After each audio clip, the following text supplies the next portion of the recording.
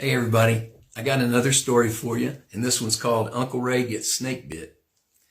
Daddy had some big sandy peanut fields out behind the house, and one day some little pigs, shoats we called them, had gotten into the peanut fields down there, and Daddy and the two hog dogs were down there catching them.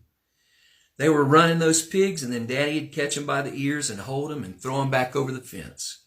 Well, of course, the dogs were barking and the pigs were squealing, and I came running out of the house so I could see what was going on.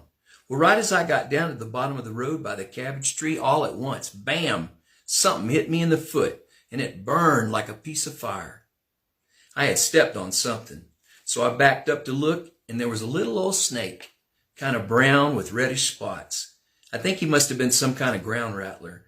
And then I looked at my foot, and there was 2 holes in it, and it was starting to turn black, real black, about the size of a quarter.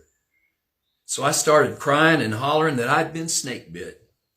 Well, Mama come running out on the porch, and she hollered to Daddy, and he come up there, and she put me in the old number 3 wash tub and gave me a bath.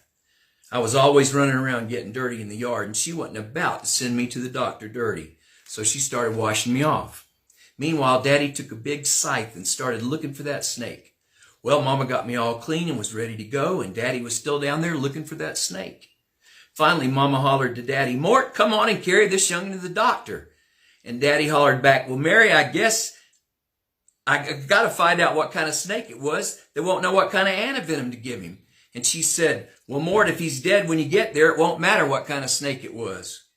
Anyhow, they put me in the car and took me out to Pearson, and there was an old doctor there named Doc Moon, and he didn't have any antivenom anyhow, so it didn't make any difference.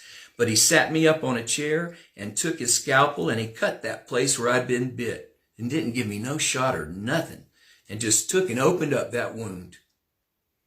Then he took a red syringe-like thing, like a suction cup, and put it on there, and he'd release it, and it'd suck that blood up in the suction cup. And he had a pan there, and he'd squeeze it out into that pan. And when it first come out, it was just green, greeny, blackish-looking stuff.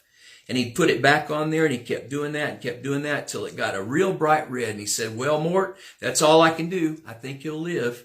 So Daddy took me back home, and I slid around there on my behind for about 2 weeks on that linoleum floor because my leg had swelled up about twice as big as it usually was. So one day, old Ralph Turner, who used to help us pick peanuts and lived out here where the doctor's office is now, come over and said, "Where's that boy who bites some snakes around here?"